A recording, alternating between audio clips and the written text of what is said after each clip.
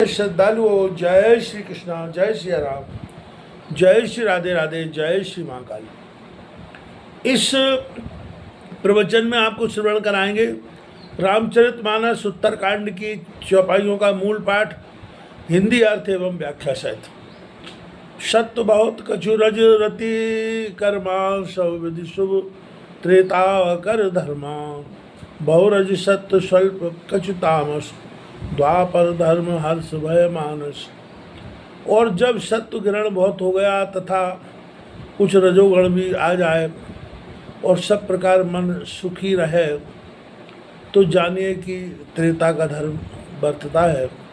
और जब रजोगुण अधिक सत्वगुण थोड़ा हो तथा कुछ उसमें भी तमोगुण मिल जाए और मन में हर्ष शोक दोनों हो, तो जानिए कि द्वापर का धर्म बनता है। तामस बहुत रजोगुण थोड़ा, कलि प्रभाव विरोध चौरा। बुद्धि युग धर्म जान मन माही, तज अधर्म रत धर्म कराही। जब तमोगुण बहुत एवं थोड़ा सा रजोगुण हो और मन में चारों ओर से विरोध, मुझे तो जानिए कि यह सूझे, तो जानिए कि यह कलयुग का धर्म है। पंडित लोग मन में युग का धर्म विचार कर अधर्म से प्रीति छोड़कर धर्म करते हैं, दूसरे युग का धर्म नहीं करते, अर्थात असाध्य जानकर केवल राम नाम को जपते हैं, उनका चरित्र कहते सुनते हैं। कलि अधर्म नहीं व्यापय ताही, रघुपति चरण प्रीत अति जाई। नट कृत कपट विकट खगराया, नट से विकय न व्यापय माया। कलयुग के अधर्म उसको नहीं व्यापते जिसकी रघुनाथ जी के चरणों में अत्यंत प्रीति है। हे गरुड़ जी, जैसे नट का किया हुआ कपट का विकट चरित्र उसके चेलों को नहीं व्यापता, वैसे ही कलयुग का कपट चरित्र हरिदासों को नहीं व्यापता। हरि माया कृत दोष गुण बिन हरि भजन न जाए, बजिए राम सब काम तज अस विचार मन माहे। हरि की माया के किए हुए दोष और गुण हरि के भजन में ना नहीं जाते।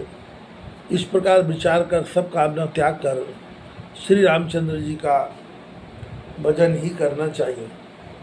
ते कलिकाल वर्ष भव बसेउ अवध व्यंगेश, परेउ दुकाल विपत्ति वर्ष तब में गयो उपदेश। हे गरुड़ जी, कलयुग में बहुत वर्ष तक मैं अयोध्या जी में वास करता रहा। जब दुकाल पड़ गया तब दुखी हो परदेश को चला गया। जय विधि शिव को साप भो सो सप्तम विश्राम, लोमस जी को साप पुनः कृपा सुमिर श्री राम। गयो उज्जैन सुनो उर्गारी, दीन मलिन दरिद्र दुखारी। गए काल कछु संपत्ति पाई, तय पुन करऊं समूह सेवकाई। हे गरुड़ जी सुनिए, तब मैं दीन मलिन दरिद्री दुखी होकर उज्जैन को गया। कुछ दिन वहाँ रहने पर थोड़ी सी संपत्ति पाई और फिर वहाँ शिव जी की सेवकाई करने लगा।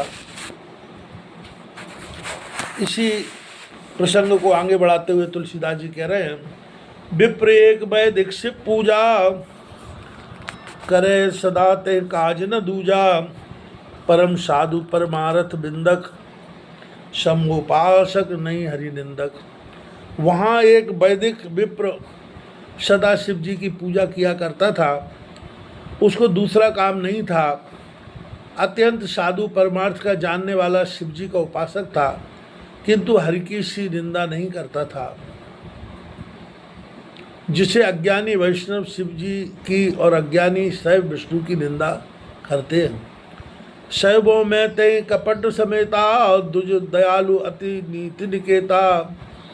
बाहिर नम्र देख मैं साही, विप्र पड़ाव पुत्र की नाही। मैं उनको कपटपूर्वक सेवन करता था, किंतु विप्र अति दयालु नीति के स्थान थे।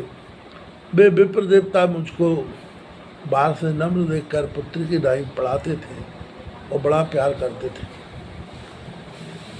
शंभु मंत्र मोह दुजवर दीना, शुभ उपदेश विविध विधि कीना। जपो मंत्र शिव मंदिर जाई, हृदय दम्भ अय मित्य अधिकाई।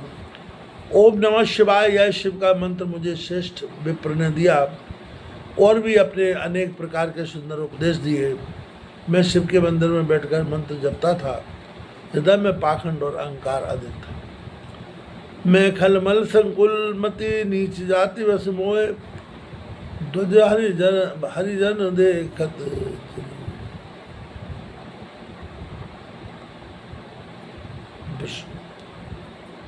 ध्वजधारी जन देखत जरऊ करऊ विष्णु कर द्रोह।